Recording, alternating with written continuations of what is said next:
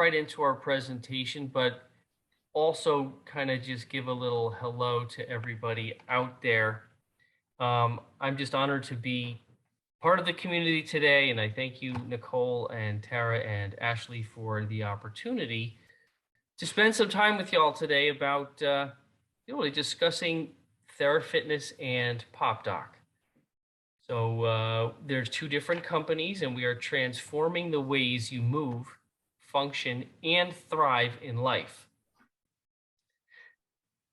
I can figure out how to.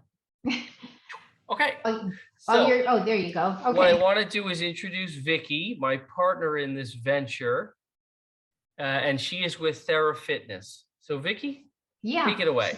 So first of all, I'm also thrilled to be here, and this is the first time for David and me working together and collaborating, and I don't think we could be much happier because our mutual commitment to helping all of you move more safely, more efficiently, with less pain. It just our two businesses just kind of folded in together. So I am a retired physical therapist. I was in the field. I was practicing hands-on for more than 50 years. And now my passion is just promoting TheraFitness, which is both my company name as well as the name of my approach to doing exercise classes. And you'll have information about that at the end.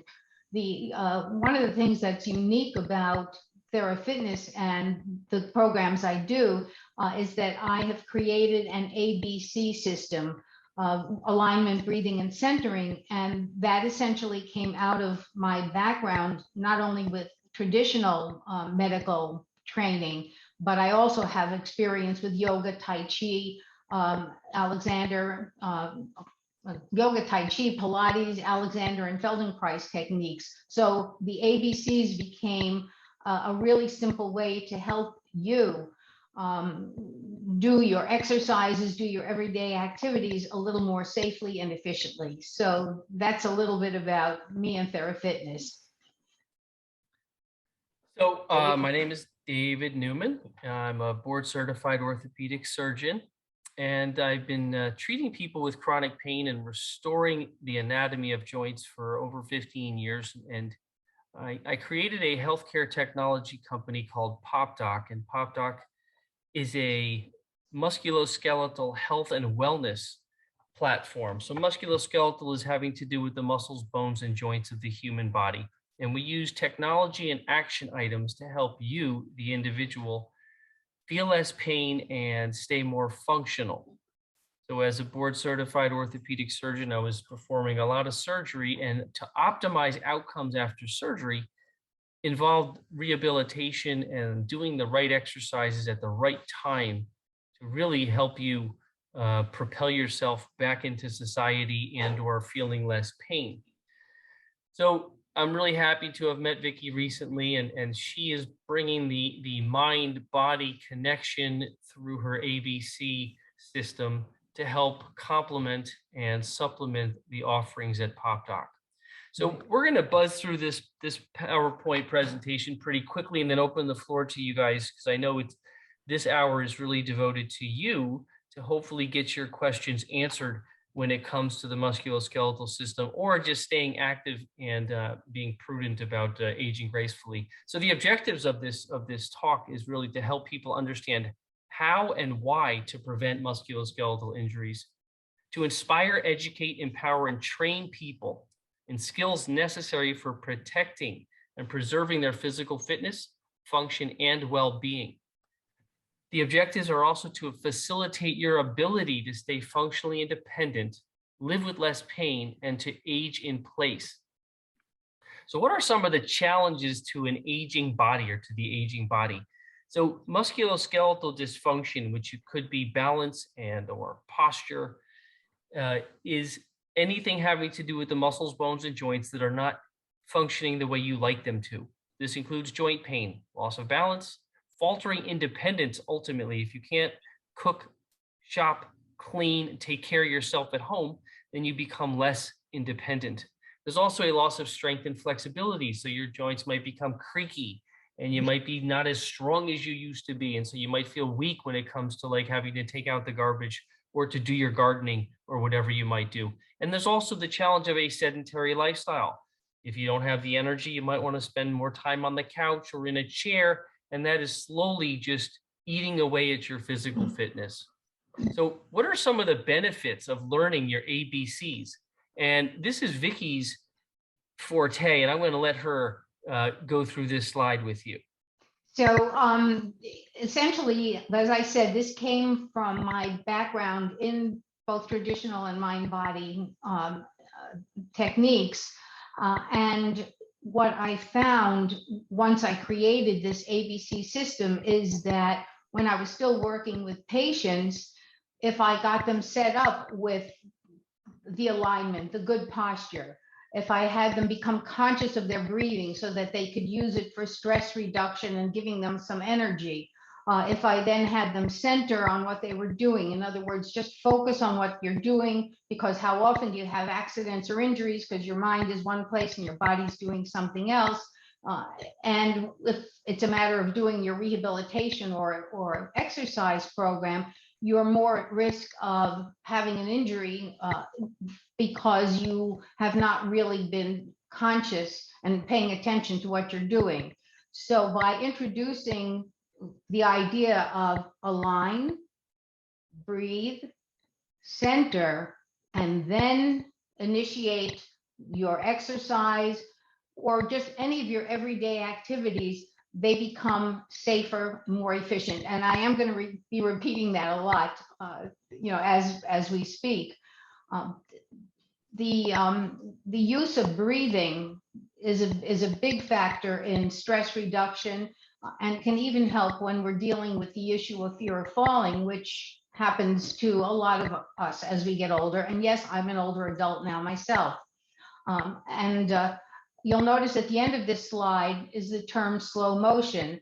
That's also very characteristic of how I do TheraFitness classes and how I encourage people to slow down, again, whether it's their everyday activities or their exercise program, so they get a chance to focus on their technique, on what they're feeling in their body. So if you do something slowly and all of a sudden you realize, oh, this doesn't feel so good, you slow down, you're able to stop, you're able to minimize the possibility of injuries. So those are just some of the benefits of learning your ABCs. Okay, David. Thank you. And so I'm a huge advocate of the slow motion because you can stop and refocus and really think about what you're doing and how you're doing it. So then let's talk about exercise. And I know the term exercise can be bring up chills in people or uncertainty and almost fear. So appropriate exercise is doing the things in a manner that you specifically can tolerate. As Vicky said, whether it's acting in a more slower fashion or centering yourself and getting good posture before you start an activity. But the benefits of doing some sort of exercise that is appropriate for you as an individual is really irrefutable. It combats chronic disease, such that if you have high blood pressure or diabetes or obesity or high cholesterol, the right exercises can help limit and lower some of these things. So it slows the progress of dementia, meaning when you increase the blood flow by doing exercise, it also goes to your brain and clears out those cobwebs and slows the progress of cognitive decline. It elevates your mood. You might have some more energy and you might just feel a little happier. It also prolongs your independence to allow you to age in place and age gracefully. So you can do those things in your home that make you happy, make you fulfilled, give you another reason to keep on pushing forward. It alleviates pain. So pain is a mind killer. Pain, when you have to like creak and struggle to get off the couch, the right exercise can help you get off the couch without feeling as much pain. It reduces falls. So if you have the strength and coordination of your lower extremities and your upper extremities, you will not fall as often. And or if you were to fall, you might have a better outcome. And it also has been shown to lengthen life. So I'm a huge advocate of the right exercise at the right time for the right person. And just really happy to share that with you. David, So I'm going to jump. Yeah, before you go ahead, I'm actually going to jump to something because it came up in this last slide. People, I want to emphasize that people can learn to use their everyday activities besides, following written exercises, but just the process of sitting and standing from a chair, for example, that can be turned into one of the most effective and necessary exercises. So we can talk about that more, yeah, but I want to that's reinforce. Yeah, I want to thank you. reinforce. Thank you for Yeah. that insight, Vicky. I appreciate that. So why exercise and practice your ABCs? We're going to keep buzzing along here because together they keep you fit for the many things that make your life meaningful and fulfilling.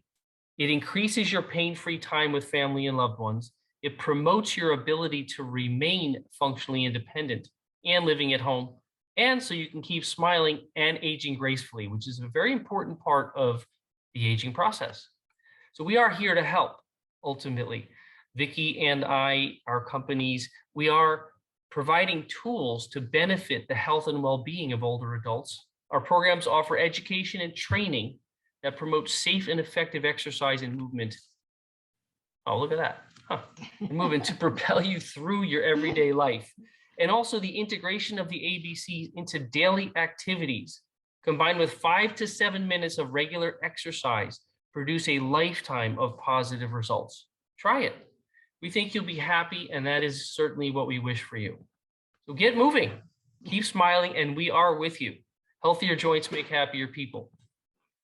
So Vicky Gold is this PowerPoint will be available to you guys, and we'll also put some of our information in the chat. But that is the end of the presentation. So we are very happy to stop sharing and get back to our view of the entire crew and really open the floor to questions. That was great. Thank you so much for that. We actually have a slew of questions that already started to come in. So I'm going to start with Douglas had a question, diabetes, explain, and neurobrain. David, you want to take that? Wait, what was it? Well, can you repeat the question? So he wrote, Douglas, are you there? So he wrote, I think he meant neuropathy, diabetes and neuropathy. That's right. So I got two. So I put that on the diabetes there, and I put neuropathy because I'm suffering from neuropathy. Okay. And I am taking physical at the nursing home, physical, Therapy? therapy and occupational, but and my hands didn't move too well. They gave me some kind of hand thing today, exercise, but I did want to know how the brain affects the diabetes. If you folks are pretty knowledgeable on diabetes and the brain. He also has a broken neck. He broke his neck, so he's in a neck brace. So he had neck surgery. So that, and David, you may have some comments, but that goes into neurology, and we know there's a connection between movement and the brain. But as far as because you've got a medical issue there, and David, I'm not sure that we can say something specific about diabetes and the brain, unless there's something. Well, are we speaking, Douglas? Are you the gentleman who asked the question? Yes. May I call you Douglas? Yeah, well. Or Dr. I'm Pilzer? a doctor of philosophy, so. Cool. You don't I'll have, call you okay. Whatever you want to be called, my friend. Okay. That is Douglas fine. is good. Douglas is good. You know how us doctors don't like to be called doctors. Okay. So before your neck injury, were you functioning better, or do you believe it was from your diabetes that has led to your hand problems? You're on mute, Douglas. Hold on. Let's just unmute you. Hang on. No, I had some foot problems too. So I had a big balance problem. I was falling all over the place. I'd go to Walmart, I'd get out of a car, the lift car, and I'd go out there and I'd fall down, and everywhere I was going, I was falling. So David, sorry, oh my goodness. I just blanked on the name. I'm so sorry to hear that, Douglas. But your neck fracture, Mm. did that lead Okay. to your changes in the hands and how well they're functioning, or do you believe it was only the diabetes that did that? What he had to do, okay, the doctor, is the spine hit into the nerve center, okay, from the accident I had, somebody ran me over. So the spine actually took a few years, but it moved right into the nerve center itself. So he had, what he did in the surgery, he had to remove the spine, is what he was telling me, from the nerve where the nerves were getting hit by the spine. So he moved it out of that. That's where. Does that make sense to you? What I'm saying? Yes, So he moved it for away the from most that. part. Uh-huh. Yep. So that maybe. So you do can you have a explain lot it of to me do you have a so I lot of understand it. pain? Do you have a lot of pain, or is it more loss of function like stiffness and lack of control of your hand? Not only hands, but lack of control of falling down and balance. I couldn't balance right, and it looked kind of funny. I had to move from place to place. So I have finally had to, like the other gentleman was talking about stenosis. On the next question, he's talking about stenosis and exercises for it. So I had kind of stenosis of the spine. So Douglas, I've got a very practical question because David and I may not be able to fully answer the medical concerns of your condition, but do you use a walker? Do you use an assistive device for your safety? Well, right now I'm in a wheelchair. Okay, so are you able to do any standing or walking?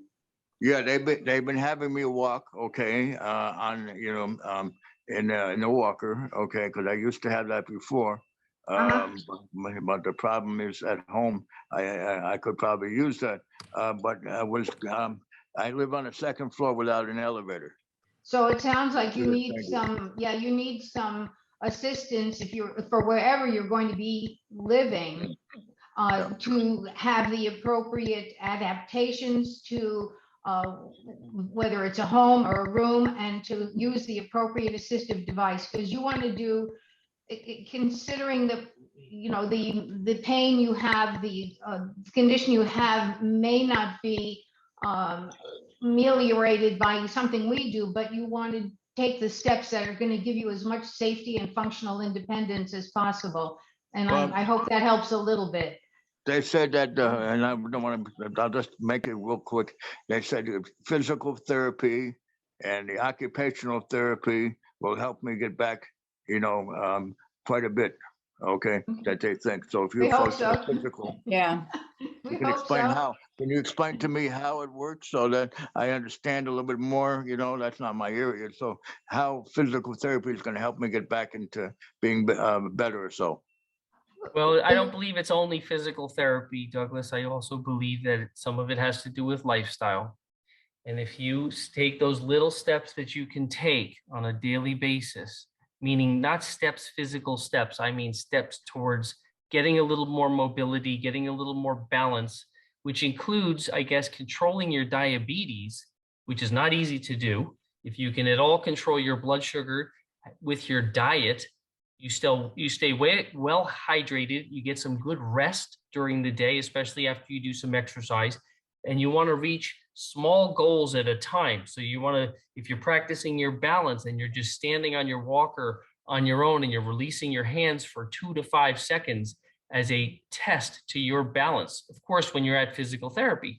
So you have a professional looking over you that is going to ensure some of your safety and hopefully give you a goal-oriented program that is slow and steady towards reaching goals for you. So I guess the last thing is that the focus of therapy is going to be strengthening arms, legs, your trunk.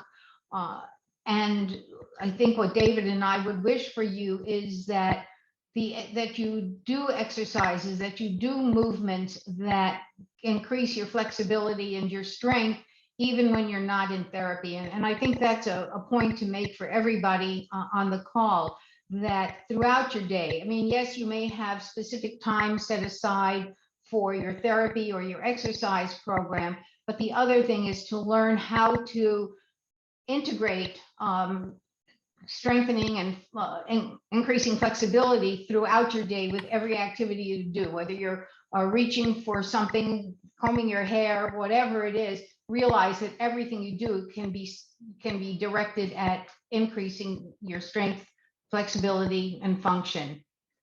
So, And it's interesting because Barbara Thank you had very much. you're Thank you well, very thank much. you. So Barbara had a question, something similar, but please give exercises for stenosis of the spine, or what else can help that? David, you want to start with Yeah, that? so it's interesting when you field questions such as this. We or me and Vicky, we don't understand the history and or the severity of a condition. So when somebody has stenosis, sometimes it's diagnosed on X-ray, sometimes it's diagnosed on MRI, and sometimes it's diagnosed because somebody feels stiff or tight or tingling and numbness in their toes or fingers, and they say, "Why is this happening?" So it's hard to sometimes know exactly the severity and or where they are in that course of stenosis, because stenosis is generally an age-related process. It can be prompted by a traumatic event, such as a sport accident, car accident, work accident, or a slip and fall at home. But if it's just some of those things that have slowly come on with age, then there's a way to slow that progress. And I'm a huge advocate of a stepwise process towards exercise. And what you first want to do is so when you say stenosis of spine, I'm uncertain if it's your neck or your lower back. And so if it's your neck or your lower back, doing some gentle range of motion exercises in a safe environment, meaning if you're seated, you can do some looking up, looking down, looking left, looking right, ear to shoulder, and even I like to tell people to act like a chicken. So you kind of push your head forward and you pull it back, and then you can act like a giraffe and you try and bring your head to the ceiling, and like a turtle also. So your neck moves in many, many ways. And so if it is your neck, gentle range of motion of your neck while you're seated will prevent you from becoming dizzy and falling over, but it also allows you to do all those exercises. If it's your low back, you can also do a lot of them while you're seated. And it's just about range of motion. It's about leaning your trunk over while you're seated, or leaning it back against the seat rest, or gently rotating it both directions, or bending it in one direction or the other. So starting with range of motion, that will help stimulate blood flow to these joints that are becoming narrow, because stenosis is a narrowing of a couple of the bones in your spine. And if you keep them mobile, it allows for more room for the nerves to run through the little holes in your spine, or the foramen.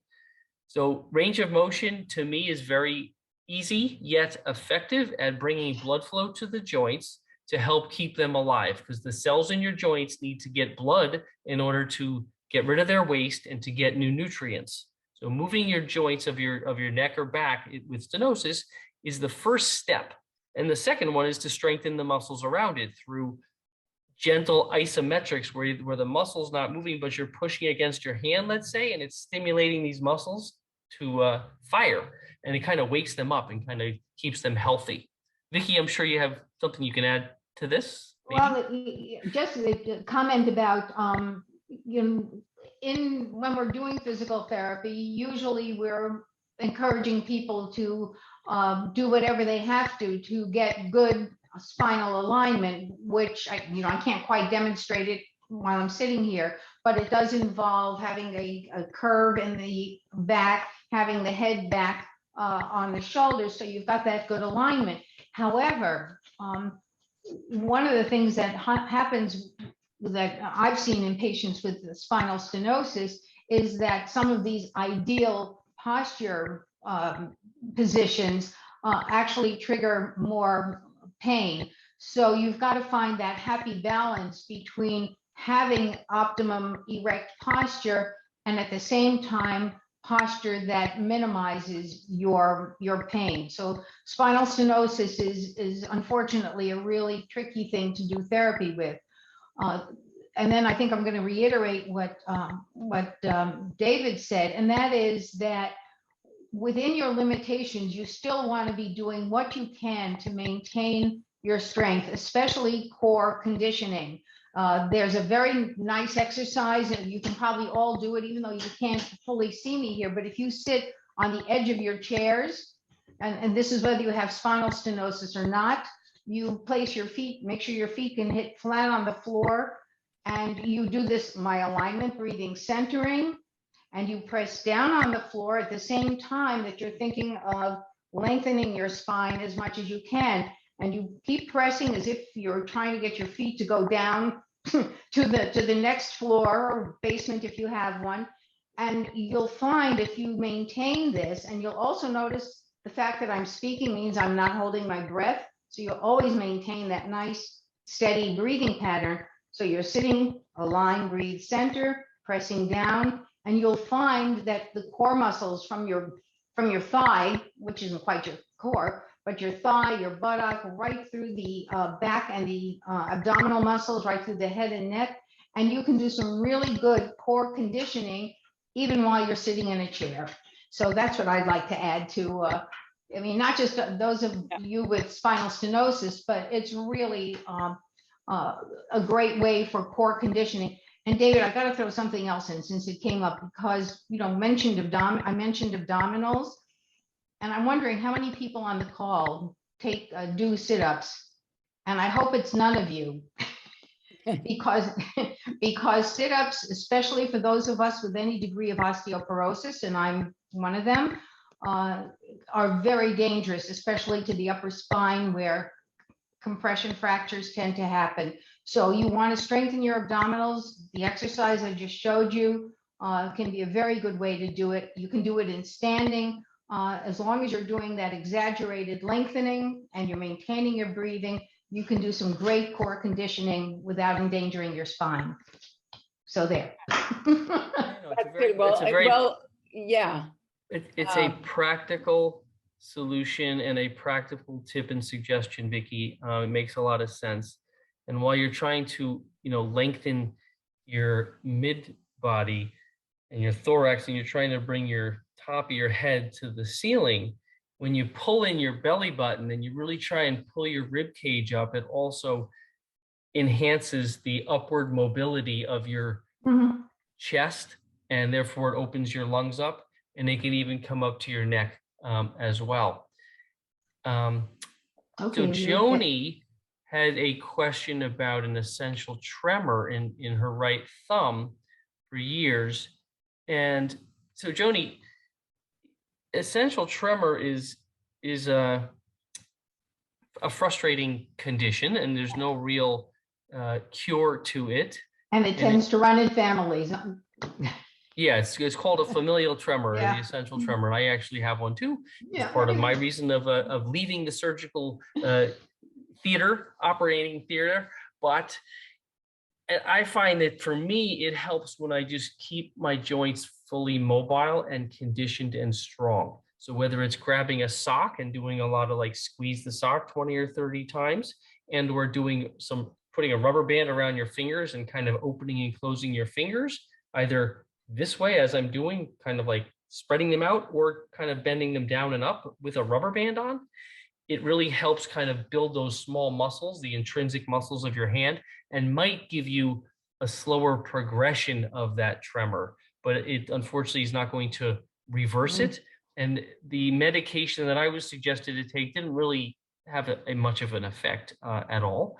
And I don't really love putting medicine in my body if I can help it. So I've stopped taking that. So I just try and stay mobile and strong and conditioned.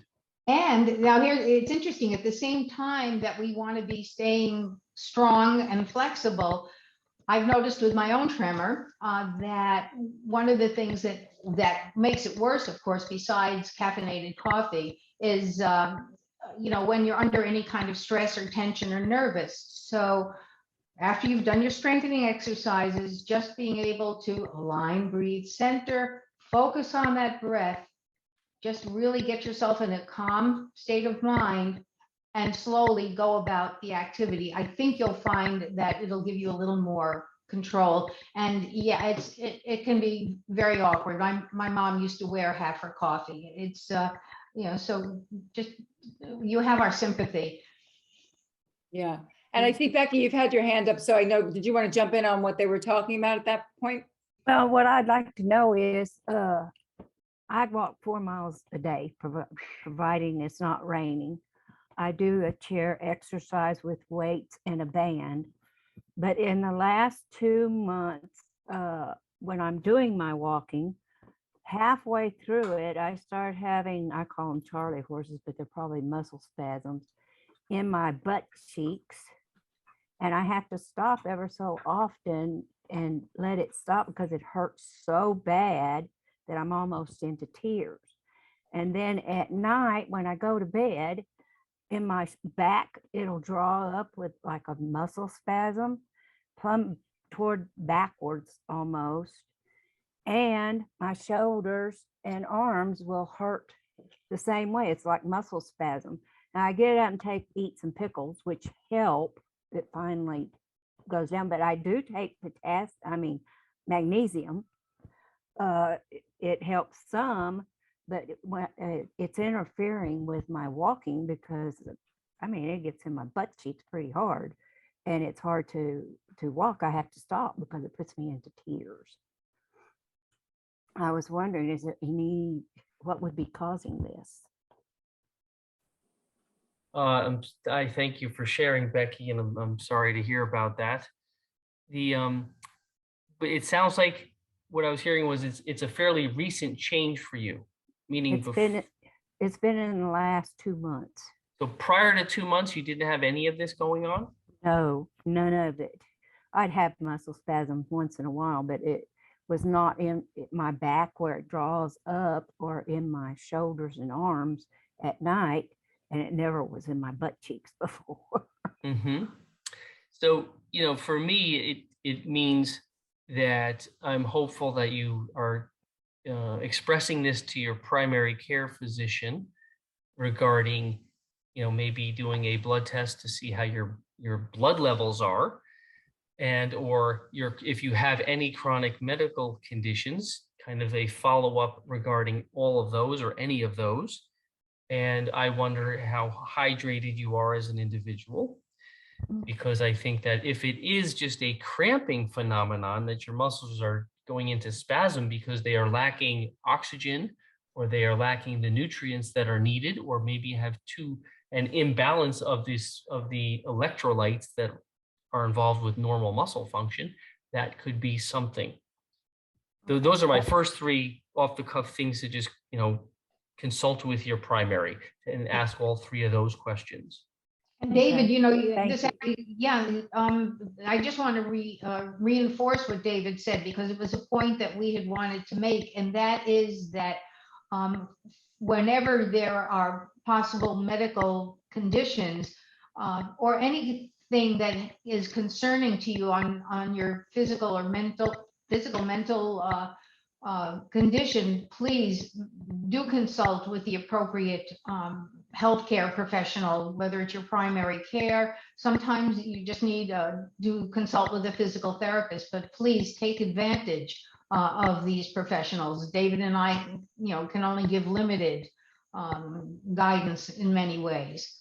Right. Well, thank you very much. Yeah, you're quite welcome, especially since it's been such a recent change for you. It sounds like if nothing has changed except for this, then, reconsulting with your doc about how your unit of a body is functioning from a blood test state and or in a physical exam. So, one of the beauties of us speaking here is we can talk freely about things. One of the struggles or challenges is we're not providing medical care. We're just giving tips and suggestions towards musculoskeletal health. And therefore, and we also know you only from here. So we haven't had the chance of really unpacking you as an individual and that which you've experienced in your life. David, unless one has a question to ask right now, I'm just looking through the chat and seeing some things that we can address. Yeah, so quickly. So we've been going through the chat, and I know that we're up to Barbara King. How does practicing wind instrument help your health? I try to practice for an hour several times a week. Let me take this one. So the breathing part of the ABCs is not your typical, breathing exercise, I really focus on slow, prolonged exhalations. So I imagine that practicing a wind instrument not only can strengthen, your diaphragm and your breathing apparatus, but the reason that I always emphasize these slow, prolonged exhalations, which I imagine you kind of have to do with a wind instrument, is because in the lungs, we often talk about the fact that there is what they call residual air. Very few of us fully exhale and get rid of residual or this stale air that sits in the corner of the lungs. So by focusing on slow, prolonged exhalations, you are getting rid of some of that stale air, which is now making more room for oxygenated air, which becomes a source of energy for you. The other thing is, for those of you who have any degree of bronchitis or chronic obstructive pulmonary disease, you may have secretions sitting in those corners. I sometimes use the analogy of like dust bunnies in the corner of the closet. By doing this slow, prolonged exhalation as part of your breathing technique, some of those secretions may get mobilized and you may find yourself coughing and actually bringing up phlegm, which you really want to do because you want those lungs clear, especially if there's been any damage to them.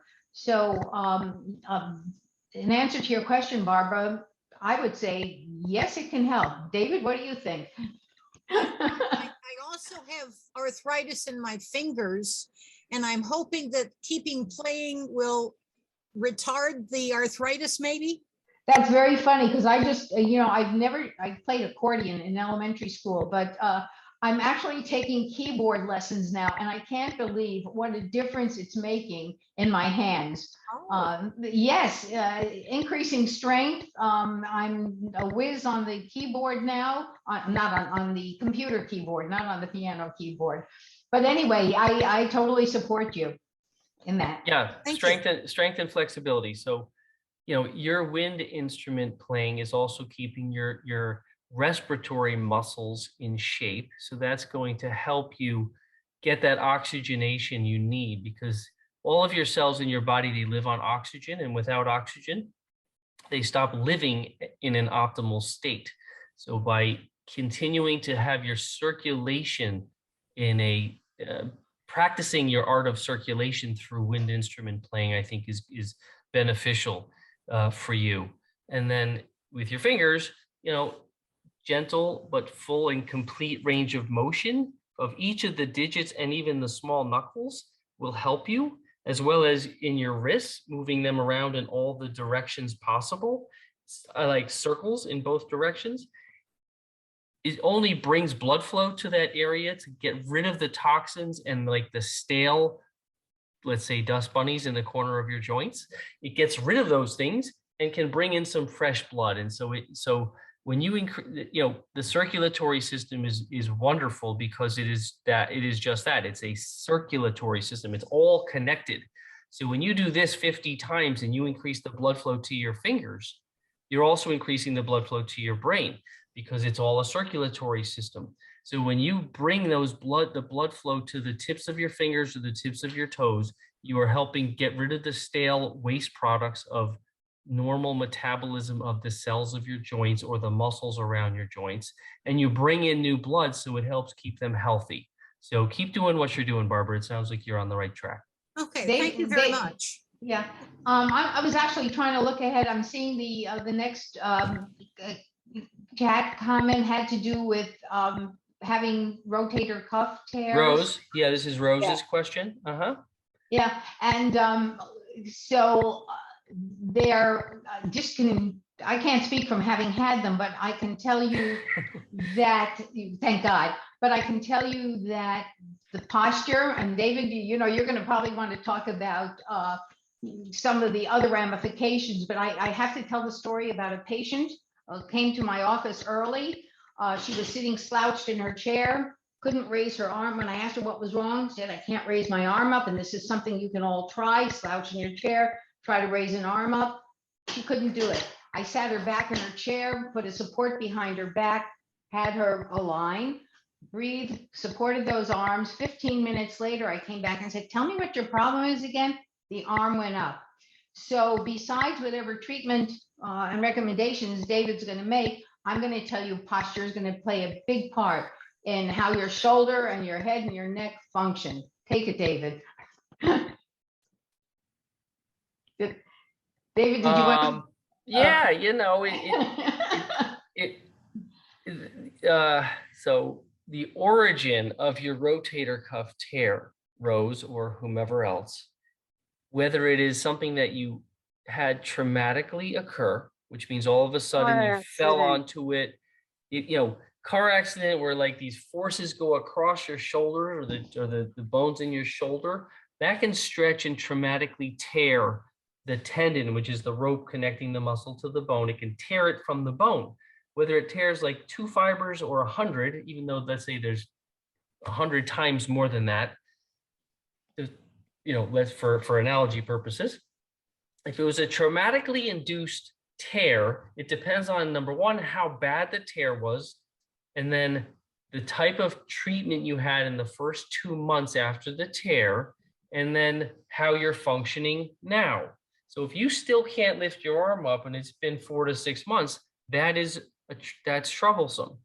And yes, pulling your shoulders back by doing some postural activities can certainly optimize your range of motion in your shoulder. But if structurally the tendon or the rope that pulls your arm up into space has been pulled from the bone, it is not just going to reattach, which is why many orthopedic surgeons are busy reattaching those torn rotator cuff tendons, because those things tear. They're very delicate. They don't heal very well. They tear often, and they can be very disabling. And so that's why orthopedic surgeons that specialize in shoulder surgery are very busy around the country, because people are aging. Car accidents happen all the time. Work accidents happen. Slips and falls at home happen when you land on your outstretched arm. So these things are very, very common. Attacking them in the first 2 to 4 weeks to 2 to 4 months after the injury is the best way to optimize your outcome without surgery. If you had no pain and you just had loss of motion, then you're doing much better than other people. If you have traumatic pain and like it wakes you up from night, you can't get dressed easily, you can't like enjoy your life because you had so much pain in your shoulders, you might as well get something done interventionally, meaning invasively, either through arthroscopy or through shoulder replacement or through open surgery, because pain can bring down your happiness. And when it goes on for 2 to 4 to 6 to 10 or 12 months, you're like, when is this ever going to go away? And why can't it go away? So I hope that answered your question. It was a very roundabout way to say pain is not your friend. And if you're still having pain after all this time, you either have to get a new physical therapist to help you get over that pain, or maybe think about going to a competent and well-trained surgeon. Yeah, David, we're running, I don't know if you're watching time, but I wanted to whip through, I don't know about whip through. Yeah, but so there was a part 2 of that question. Yeah, I'm gonna go part 2. I hear you, Vicky, and I see the time and I understand what you're saying.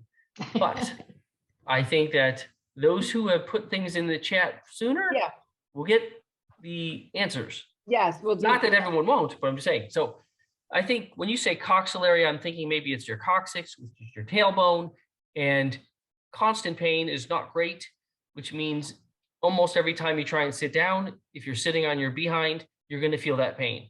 So maybe if you're standing up, if you're feeling less pain, then that's great. And believe it or not, some deep tissue massage in that area can stimulate blood flow to kind of like clean up any like scar tissue formations that are in there, can help alleviate some of, let's say, the arthritis, which is the painful breakdown of the small joints of your coccyx. And that can alleviate some of the issue. Also, if you can strengthen the muscles around your coccyx, which include your pelvic floor muscles and your gluteal, your buttocks muscles, then that can also eliminate some of your pain. Now, everybody tolerates pain differently. Everybody feels pain differently. So your pain might not be the same as mine or Vicky's, but you are still feeling it. And if you are feeling it, then it's something that you want to change. So hopefully those kind of things help you. And if you haven't had some massage or ultrasound or stim treatments down in that area, it might give you some tremendous relief to allow you to do some strengthening exercises to ultimately support those joints that are not perfect anymore. And Okay. Rose went for part 3. So she Yeah. meant neuropathy be reversed or made not so intense. So neuropathy generally is a abnormality of your nervous system, and the nervous system starts in your brain. It runs to and from your tips of your fingers and toes like small electrical wires, and they impulse signals. It's like you're a computer, so it's all done by positive and negative charges to get impulse down and up to your brain. Sensation if you're pulling your finger off a hot stove, or you want to lift up a mug, so you're grasping it. So that is 2 types. There's the sensory ones and there's the motor ones, essentially. So when somebody has neuropathy, these nerves are being pinched somewhere along the line from your brain through your neck down into your back and down to the tips of your toes or to your fingers.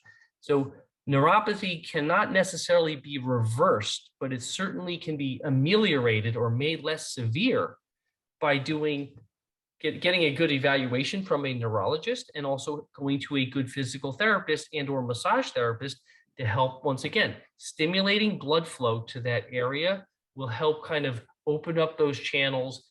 And the ABCs, let's say at first, meaning aligning your posture and getting nice and erect, will open up all those small holes in your spine to allow the nerves to flow to and from with as little compression against them as possible. There's also a fair amount of topicals that are now becoming more popular to help. If it's, let's say, neuropathy is affecting your pain in your hand, you can coat your hand with an anti-inflammatory / aspirin / anesthetic / CBD, which is just like another pain mechanism mediator.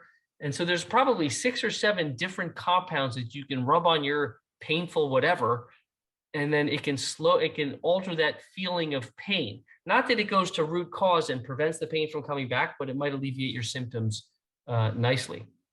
As opposed to taking a pill that might act on your brain and make you all drowsy, but not really help your neuropathy, which happens often. I can't take anti-inflammatories due to the problem of arrhythmia and having to take warfarin. So it makes it a real pain.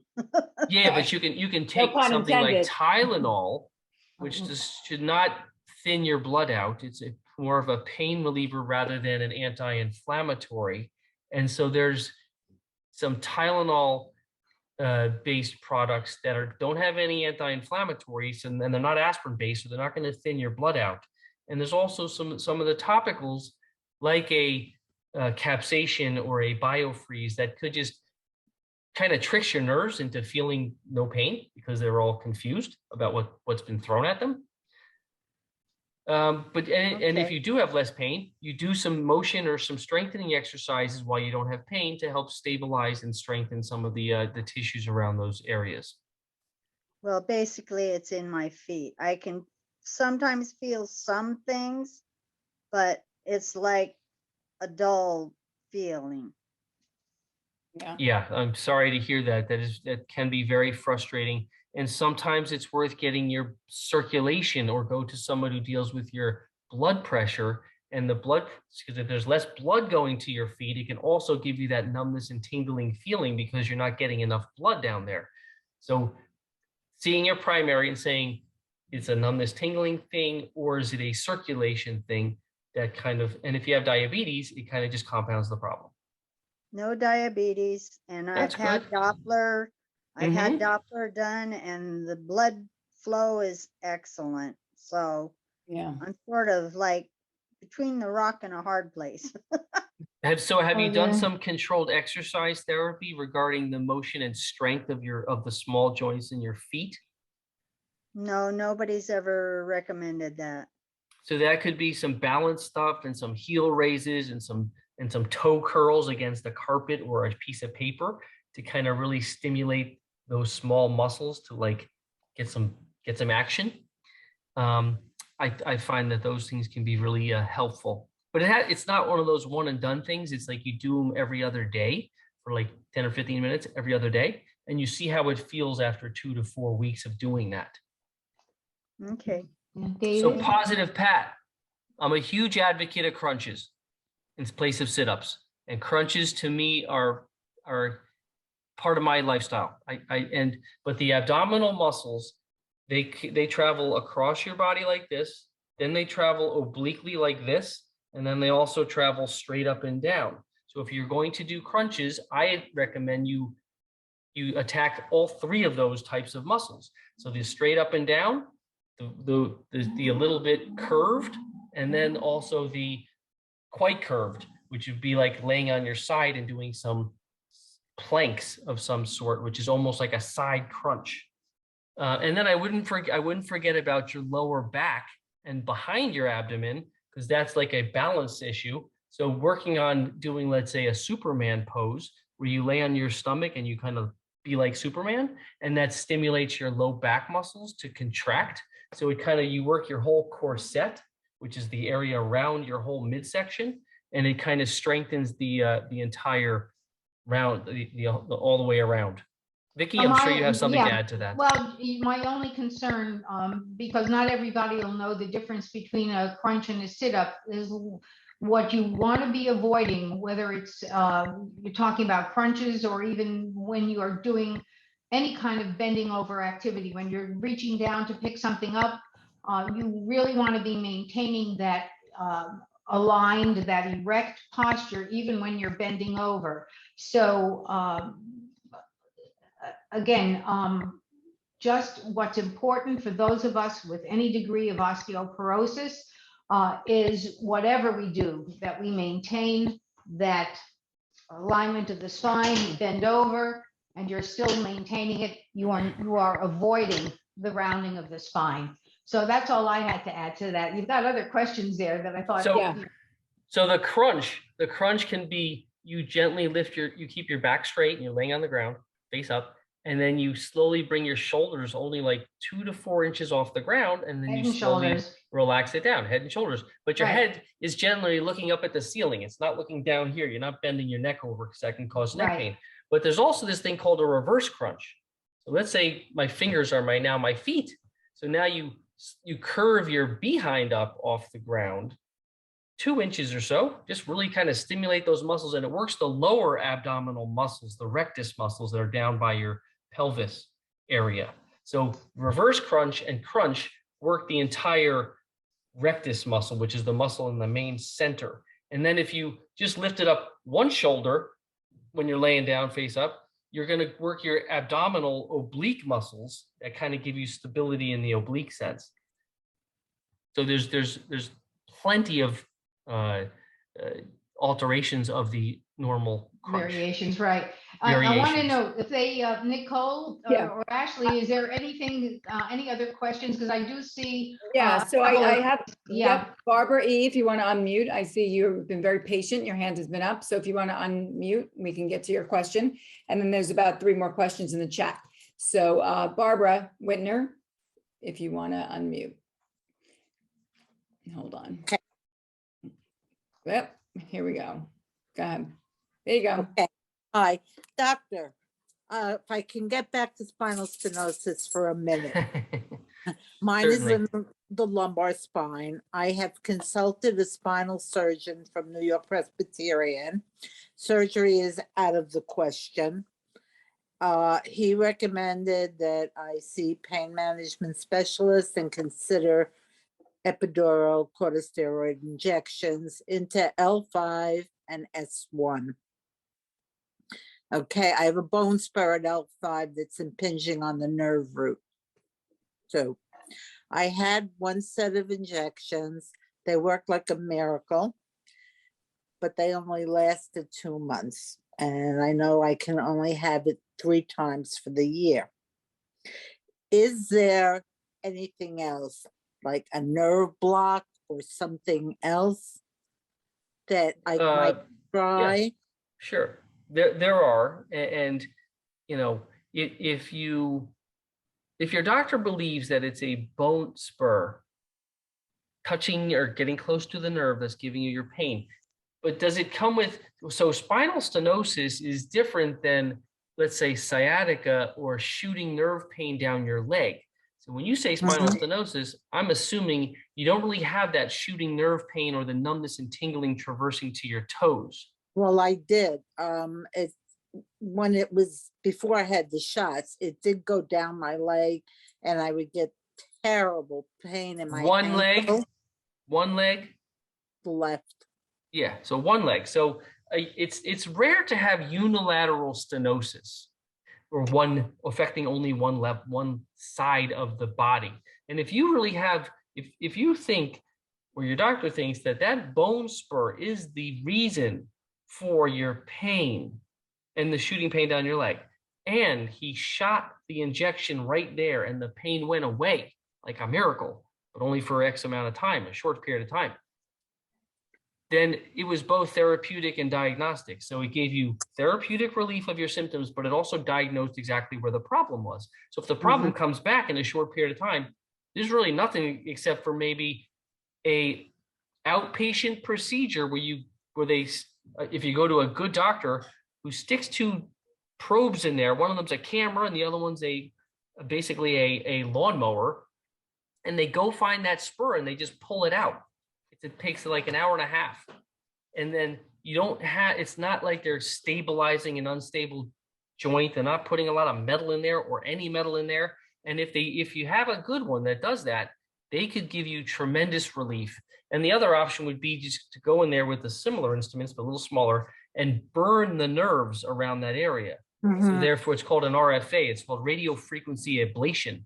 And so they burn those local nerves that are pushing on the one nerve running down your leg. But with all that said, it sounds like the nerve running down your leg is being pinched, and you're not going to burn that nerve. So you have a mechanical issue that's pushing on that little hair, that nerve, that electrical cord. And so you can take those steroids, which are not very healthy for your body, and they obviously don't last very long. So you're at a tough spot, and it depends. I don't really know much about your medical history and your age and your comorbidities and all that stuff. And so I have a number of conditions. I'm also a cancer survivor, so there's a lot going on. But now that you talk about the ablation, I was reading, I also have a bad knee and I've been putting off knee replacement. But I was reading about a technique. Now I don't remember which was the name of the nerve, but they go in and they burn the nerve through the spine and do an ablation. And evidently it's supposed to be very successful. Your opinion? It's relatively successful if you go to the right person and they burn the right nerve. Yeah. But the nerve, those little nerves, those little pain nerves, they do in fact regrow. And sometimes it's 6 months and sometimes it's 12 months, but it's rarely more than 18 months. So it gives you some semblance of relief of pain. And if you get there where you have a relief of pain, that's when you spend time strengthening the muscles around the joint that is not perfect. And maybe when the pain comes back, it's just not as severe. I hope that helps. It's not a permanent solution. So from well, there's, I mean, you know, orthopedic surgery is very rarely a permanent solution or a cure to your problem in the joint or your challenge, even if it's a meniscus tear, because the meniscus never regrows. I've had that already too. It never regrows, and it might give you 5, 10, or 15 years of relief, but permanent might mean a cure. So it's really a great treatment that we offer as orthopedic surgeons, but you're always at risk of having a recurrence of your pain and loss of function as life goes on. Because life is long. People are living until 76. It used to be 78 or 9. It's 76, but you can probably live even longer if you are healthy. So, David, I don't know what our time is like, but I think people want to know, we'll know that at the end of this, my health angel is making our contact information available. Yeah, no, we'll do that in the recap, but we do have 3 more questions and I do see a hand up. So we have time? Yeah, we have time. Okay. So Donna had a question. Does cracking knuckles lead to arthritis or do any other damage? No. No. Next question. Quick answer. Quick I answer. like that. That's quick answer. No, No. there's been Oh, no good. studies. There's been no studies showing that when you crack your knuckles, mainly it's gas being squeezed and you hear the gas. So generally, cracking knuckles has not been shown to lead to arthritis. It might be a bad habit that you might want to get over, but it might also give you relief if you feel tightness in there. You go click, and it feels better. It feels good. So, I have Laura, to, yeah. yeah, go ahead. No, I was going to go to Laura's question. Oh, yeah, I was just looking at that because I mean, I've got a background in ballroom dancing. Yeah, so Laura's question, just for anybody who doesn't know it or okay. didn't see it. So he hopes to take ballroom dancing lessons with his girlfriend, and she would prefer square dancing or line dancing, while I would like waltz, tango, or foxtrot. Perhaps we will get to them all eventually, but what is your recommendation between dance styles for senior health? I'm 66 and she is 68. Oh, I'd say go for hip hop. All right. But Great dancing. No, there I you would go. not. I Yeah, would no, not. Right, I'm a right. conservative man. I would not. If David was still practicing, he might say go for break dancing, but not anymore. You know, we're You all about- know, I think dancing is an incredible social activity, and it brings some great energy. It can change your mood, and it also helps your musculoskeletal health, no doubt. yeah, and Because your it's spirit. balance and coordination and all that good stuff. But like anything else, I'm a conservative person. I believe in starting slowly and going faster as time goes on once you get comfortable. So starting with a nice box A step, waltz kind of thing, yeah. and foxtrot into something a little more energized, but also you need to have your balance and you need to be coordinated, you know, so you don't trip and fall. 'Cause what you don't want to do as a 66 or 68-year-old is to fall, really. And the other thing I want to say, I know, because just about the idea that for me, for example, when I dance, it's all about spirit and joy. And you know, David and I have already agreed that part of our hope for our own longevity in life is to be happy and fulfilled. And you know, part of what you want to do is whatever gives you joy, and dancing, whichever one, you can't go wrong. And as long as you're doing it slowly and, you know, paying attention to your balance and of course your posture and your breathing, just go and enjoy. You got my full support. Yeah, There so you go. comfortable shoes also is Oh. good if you're going to start dancing, and ones that fit you well, and that you know, I personally believe in some controlled stretching before you do any kind of physical activity such as dance. I don't mean sit there for a half hour and stretch. I just mean taking your digits and your ankle and your knees and your hips through a gentle range of motion will help kind of wake them up and get them ready for your athletic endeavor, which is dancing. Yeah. And Sharon, I see you have your hand up. So if you'd like to unmute, we can unmute you and go ahead. Hi, yes, thank you. About 6 years ago, I broke my leg, the tib fib, and I've had severe problems ever since. My ankle has kind of fused itself, so I don't have a lot of range of motion. But also my big toe, I can curl it under, but I can't raise it back up. And lately I've been tripping over my toe, and I really smashed it the other day. I might have even broken it. I don't know. It's really painful. I did nerve conduction tests, and they say that the nerves are okay. So I don't understand why I have no control over that toe.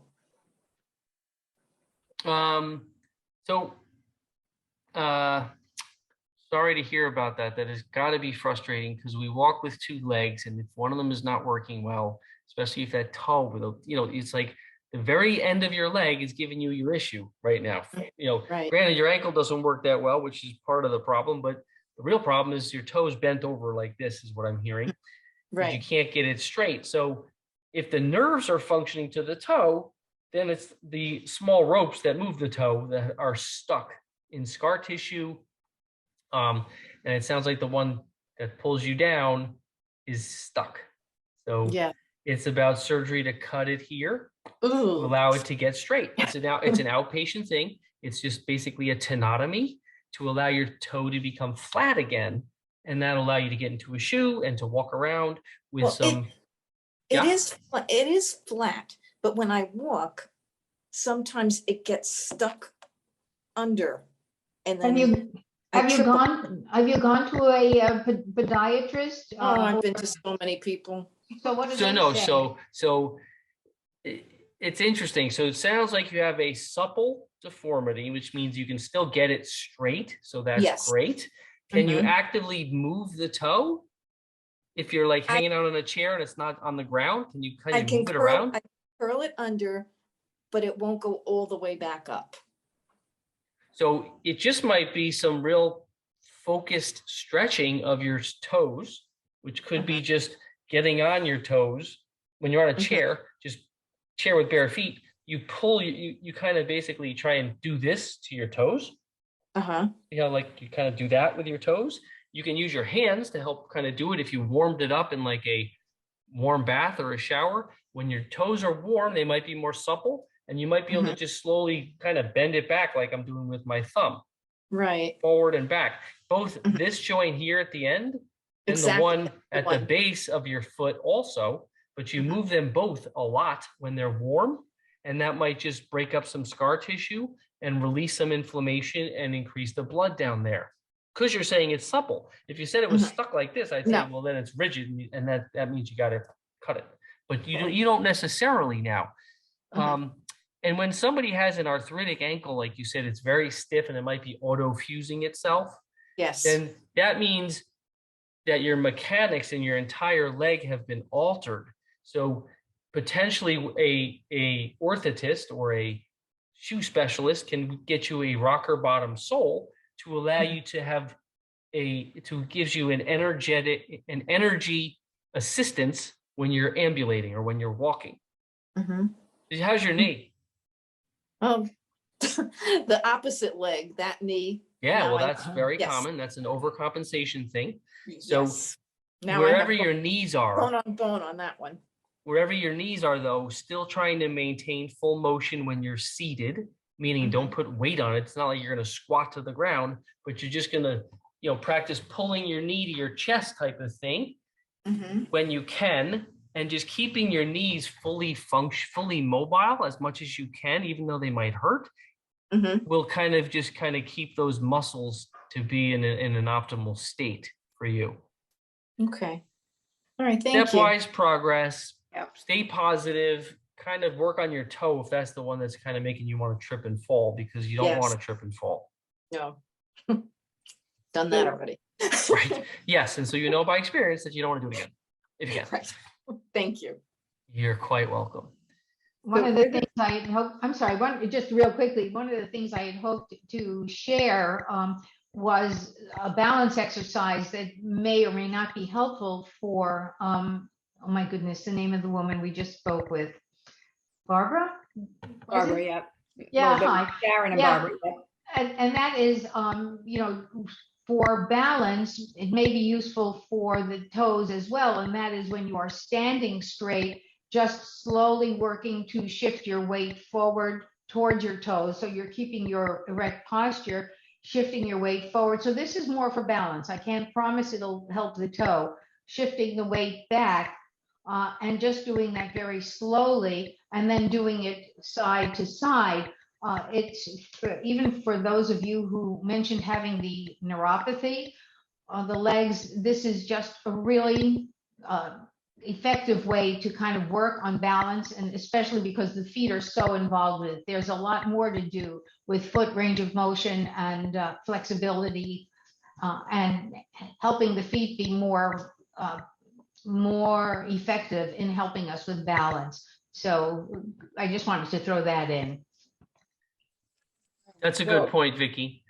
So using your own body weight to kind of like stimulate pressures across the front of your foot or the back or the sides. Both, yeah, all Like, of so you're almost like you're on a boat and you're Right. kind of being tilted one way to the other, but you're standing and you're holding on to something, obviously. But Well, you're not allowing. not Well, necessarily. I like, you know me, I'm conservative. So you start holding on. Doesn't mean you're supporting yourself with your hands, but you're just gently holding on to something, but You do all it your in weight a is still going body weight. Watch this work. You do it in a doorway. because in a doorway, you've got the door frame and you're still able to maintain. So these are all kinds of things that we can discuss. And this is where David and I have had a lot of fun. Also David, you're going to want to mention maybe something about PopDoc. I just want people to know that in the chat at the end of the conversation, for anybody who's interested in taking a TheraFitness class that I do on Tuesdays at 1:30, that's something that's free, and I'll be doing a lot of the things that can be helpful for strengthening and balance, as well as the exercises that David presents on PopDoc.